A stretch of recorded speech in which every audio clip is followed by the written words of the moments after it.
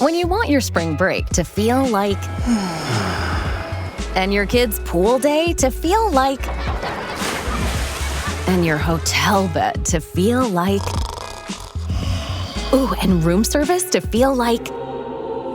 because at Hilton, hospitality feels like... Your cabana's ready. Would you like fresh towels? it matters where you stay.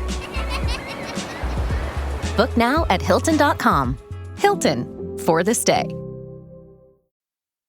This episode is brought to you by Indeed. Stop waiting around for the perfect candidate. Instead, use Indeed sponsored jobs to find the right people with the right skills fast. It's a simple way to make sure your listing is the first candidates see. According to Indeed data, sponsored jobs have 4 times more applicants than non-sponsored jobs. So go build your dream team today with Indeed. Get a $75 sponsored job credit at Indeed.com/podcast. Terms and conditions apply. With Venmo Stash, a taco in one hand and ordering a ride in the other means you're stacking cash back. Nice. Get up to 5% cash back with Venmo Stash on your favorite brands when you pay with your Venmo debit card. From takeout to rideshares, entertainment and more, pick a bundle with your go-tos and start earning cash back at those brands. Earn more cash when you do more with Stash. Venmo Stash terms and exclusions apply. Max $100 cash back per month. See terms at venmo.me/stash terms.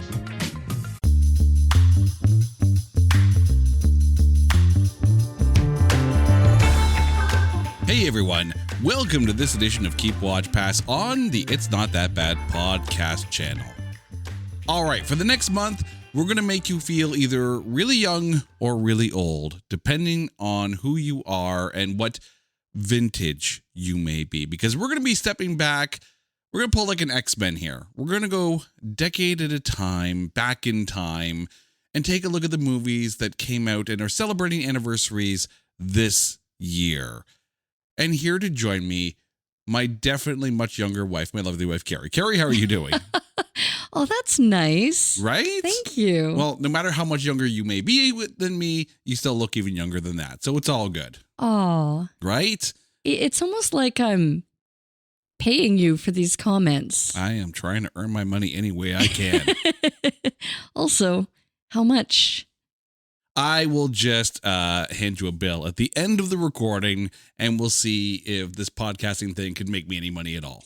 Oh, fantastic. I mean, I don't know how good that is because, just handing money from wife to husband. So it's not really making money. It's just, transferring. I'm laundering it at this point. Can I borrow $5?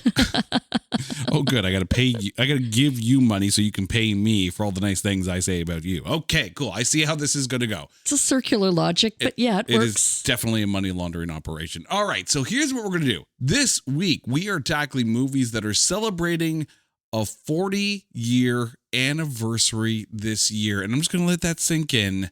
Movies of 1986. We're going to pick 3 films each. A keep, a watch, and a pass.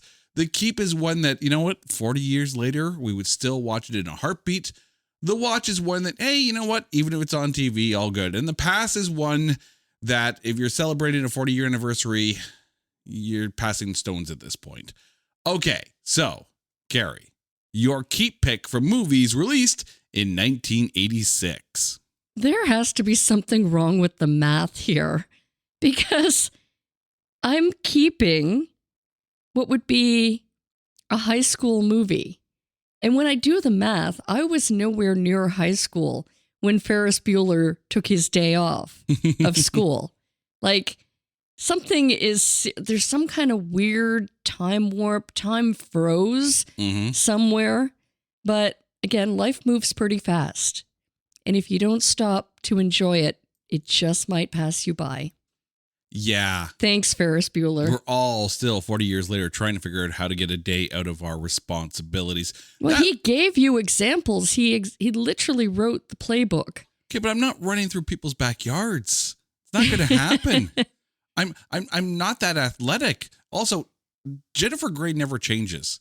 No. Jennifer Grey actually Timeless. still looks kind of the same today than she did 40 years ago. So kudos to Jennifer Grey, even though she played the bratty sister to Ferris Bueller in that one. But what a freaking iconic movie. And just the kind of 80s fare that shows why 80s movies were so good. It's a simple concept, right? kid, gets his friends and they skip a day of school and they go out and have a fun day off. And it becomes so iconic that even Deadpool has to rip it off at the end of the first Deadpool film. You know what I think? I think that everyone should get like a Ferris Bueller's Day Off pass, right? We should all be handed once a year as the calendar flips to January. We start a new year fresh. That calendar should come with a pass, and it's the Ferris Bueller's Day Off pass. And you can use it just once, but you get a day off of work, school, commitments, life, and you just get to enjoy. What do you think? I'm all for. The only thing I'm not all for is dancing in a parade. It's not going to happen. I'm okay with that part too. I'm also not going to cheer for the Detroit Red Wings. I'm sorry. It's just not going to happen. But also, like, what a change of pace for me as Sarah, as Sloane Stevens in that one. Because she went from Legend, a film that we have covered on this podcast, to Ferris Bueller's Day Off. Such a tonal change and shift, but she was great in both. All right. Normally, I like to not be Captain Obvious because, obviously we've been around long enough. It's, we're like 4.5 years of doing these shows, and occasionally we may get a little repetitive in talking about the movies that we love and whatnot, because that's what we do, right? We talk about movies that we love and movies that we're discovering. So I apologize if I feel like I'm repetitive and I fall back on some of my familiar topics of discussion. I try to avoid that with Keep Watch Pass. I like to think outside the box. I like to keep people guessing because that's kind of half the fun of the show too. If you're listening on, in transit, or if you're listening in the car, or if you're just tuning out on your fake day off of school and listening to us on whatever platform you're listening to us on, you'd like to play along, right? You start to think, well, what movies were released in 1986? Which ones did I really like? And you start to do the math in your head and you start to, play along with the show. That's kind of half the fun of this. And I like to be not Captain Obvious when we do these shows. But today, I got my obvious pants on, obviously, because I'm wearing pants. And I'm going to go with Transformers the movie. Because Transformers the movie was my childhood. I was/am still a Transformers kid. And this movie, it was cinema. That's always the thing too. When you have a Saturday morning cartoon that makes the movie leap. And in the 80s, it wasn't always a guarantee. Like G.I. Joe the movie just felt like a long, extended episode of the cartoon. Except for everyone screaming, Cobra! La, la, la, la, la, la, la. So terribly sorry. But also shout out to our friend Sean Faust for that one. But it felt like a long episode of a G.I. Joe cartoon. Transformers the movie made it cinematic. Because not only did it introduce you to a bunch of new characters like Hot Rod, and Ultra Magnus, and Cup, and RC, and Springer, and also Unicron. Here was, for lack of a better term, an Avengers level threat. An Omega level extinction event. Something that stood up and was a threat to the entire Transformers universe. How do we know? Because they killed our childhood along the way. They killed Ironhide. They killed Ratchet. They killed Optimus Prime with the Vince DiCola soundtrack of dun dun dun dun dun dun. Still not over it. But you also had the inclusion of an all-star cast and the voice cast for some of these new characters. Spock, freaking Leonard Nimoy, Judd Nelson, Robert Stack, they got one of the Monty Python guys, Eric Idle, and Orson freaking Welles to be in Transformers the movie. How is that not taking it to the cinematic level and rising it above what you saw every Saturday morning on your TV? And it's also only the second Transformers film to not qualify for our show. It's this and Bumblebee. That's it. They're the only two with an above 60% tomatometer. Everything else, Michael Bay, poop it to bed. This one still holds up today, despite some of the animation mistakes that are in there. But a lot of the animation in this is actually really good too. And again, adds that extra layer and pulls it away from the TV show. And I know I just went off for a long time on Transformers the movie. This is why I try not to be Captain Obvious, but sometimes you have to raise your flag and say, here I am. This is me. Damn proud of it. They always tell you there's a catch, a compromise, an asterisk. Terms apply. See store for details. May be less than advertised. May vary by mood. Probably. Sprite Zero Sugar? It's different. It's the lemon lime flavored refreshment you want with zero sugar. So, no fast voice? No caveats. Just refreshment. This is Sprite Zero Sugar. Obey your thirst. ABC's David Muir, the most trusted anchor in America, the most watched anchor in America. Thank you for making World News Tonight with David Muir the #1 newscast in America. Most trusted, most watched. David Muir on ABC. TaxAct can think of a million things more fun than filing taxes. TaxAct is going to name some now. Sitting in traffic. Folding a fitted bedsheet. Listening to your coworker talk about his fantasy team. Digging a hole. Digging an even larger hole next to that original hole.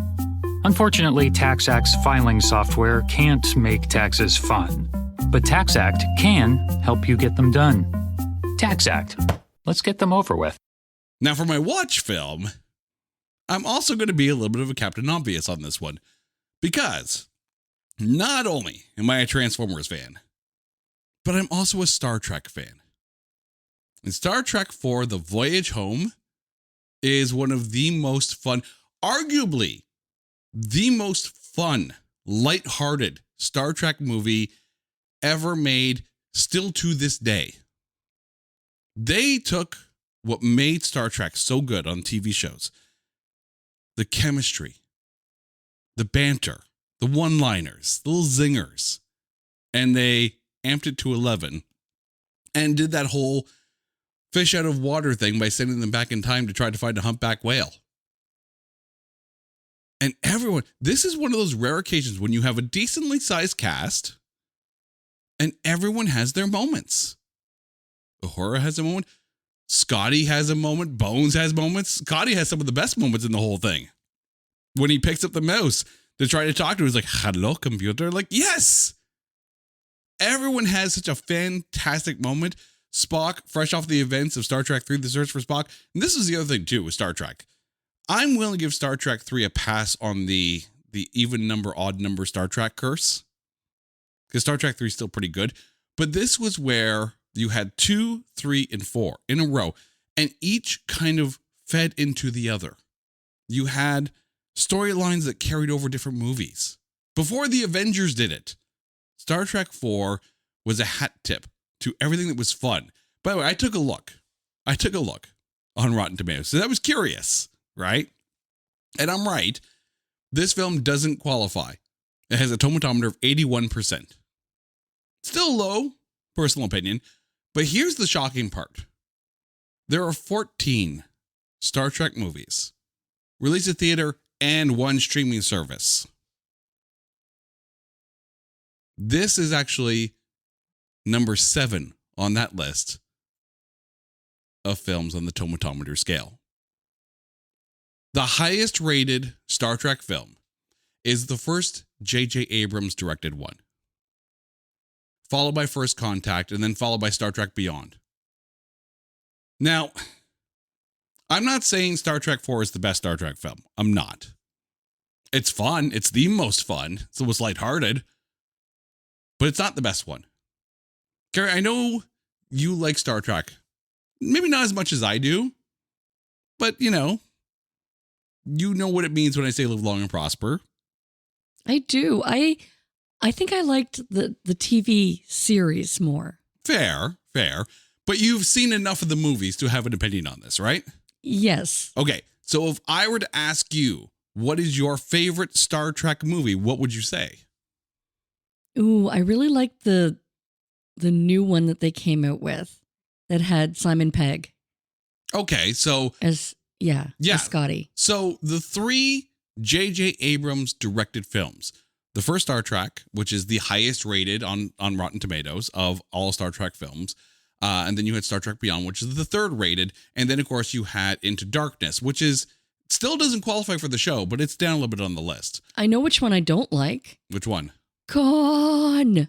Oh, okay. I know why you don't like that one, though. Yeah, that was hard to watch as a kid, and probably scarred me for life from leeches and anything wiggly and if you ever want to turn my lovely wife into a quivering puddle of hatred, give her a wet willy and start screaming corn. She'll have flashbacks and PTSD.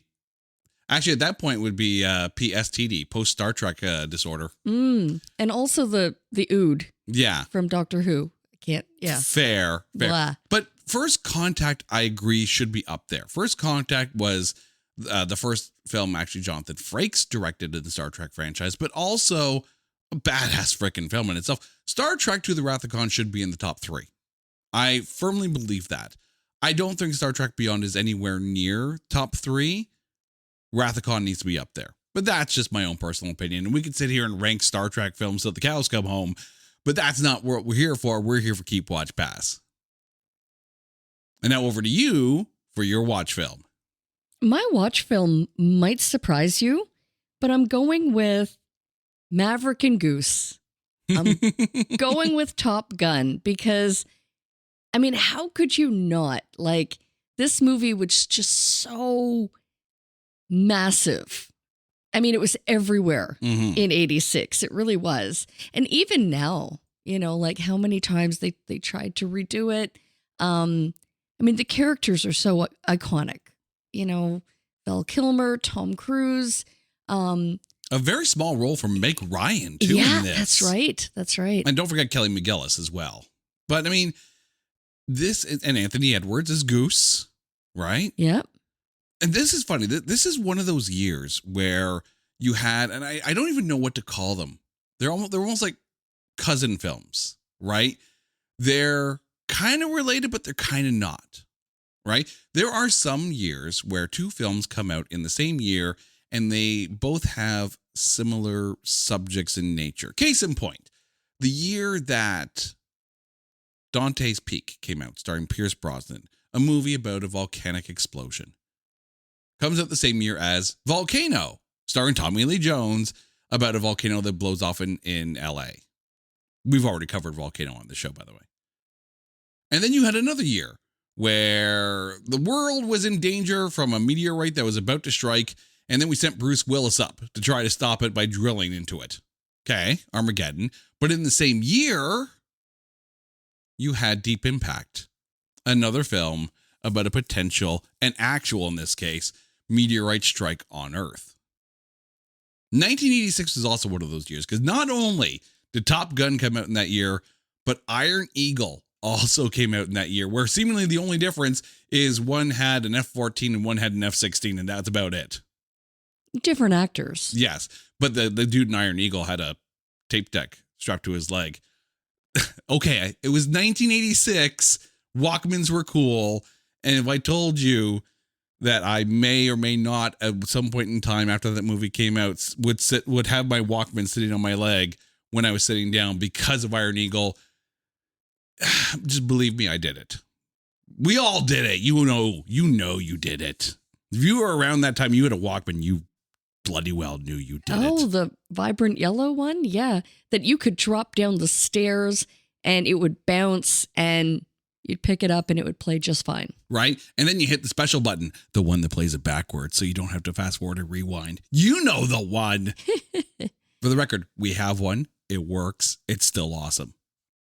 All right. So we've stalled long enough now at this point. We talked about the good things. Now it's time to talk about the bad. Your pass pick from 1986. I am passing on the wannabe Ewoks, the Gremlins before they were Gremlins. I'm passing on Critters. You're passing on Critters? I'm passing on Critters. Oh, come on. Yeah. No, that is nightmare fuel right there. Come on. Critters? No, creepy little furry. No. Passing. Pass. Cute little ugly wannabe fur ball kind of thing, and you're passing on like them? Fuglies, yeah. Yeah. I mean, I'll admit, I liked Critters 2 better. Fair assessment, but how do you... Okay. We're in an era. We're in a timeline where we can't talk about films on It's Not That Bad that have a greater than 60% Rotten Tomatoes score, which means that there are movies out there with a killer tire, a killer pair of jeans, and a homicidal sloth that we can't talk about. And you're passing on Critters? It doesn't qualify, does it?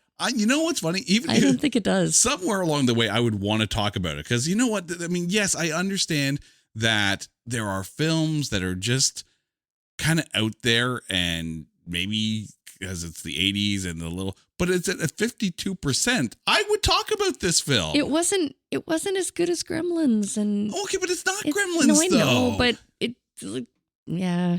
It's Critter not movies. Gremlins. See, but the thing is, Critters 2 I found to be a little bit campier and a little bit more fun. And at a 31% score, count me the freak in. Because absolutely I would do that. But Critters? Yeah. Come on. Do we have to put it on the list? I don't know if we have to put it on the list. You seem excited about it. But I wouldn't shy away from it. You also you have a young Billy Zane in this film. Don't make me revisit. Oh, maybe I should. I could. Emmett Walsh is in it. The voice of Khonshu. Come on. Critters. Ooh. I guess we're not talking about Critters. All right. One movie that I have jokingly threatened a few of the guests on the show that I was going to throw at them is actually my past pick. So maybe I'm not going to talk about it. But remember how I said there were certain years that had quote unquote cousin films?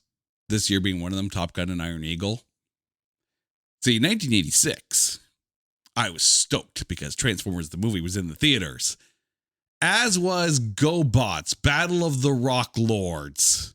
You're passing on GoBots. I am damn right passing on GoBots. I am GoBotist, if you will. Ugh. I am. They're not Transformers. You're a Transformer elitist. I am straight up a Transformers elitist. Now, don't get me wrong. Those of you of the GoBot generation who loved your GoBots, I am not looking down upon you much. But the problem with this is that Transformers the movie elevated the storytelling and the animation and the everything to cinematic levels. GoBots did not. GoBots just had a bunch of changing rocks that also happened to be robots. Ooh. And it felt like an extended Hanna-Barbera cartoon. Because it basically was.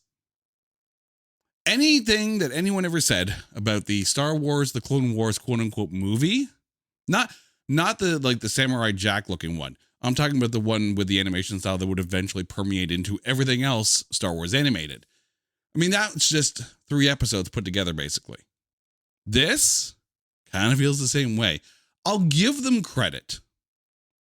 You think about geekery around this time, Transformers, GoBots, and I'll throw G.I. Joe into the mix here. Transformers the movie had the best movie voice cast. You have Orson Welles, you win. That's all that matters.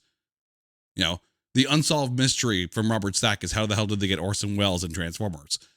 But GoBots, you know, they tried. They shot their shot. You had Margot Kidder. Yeah, you had Lois frickin' Lane, Roddy McDowall, and Telly Savalas on your cast.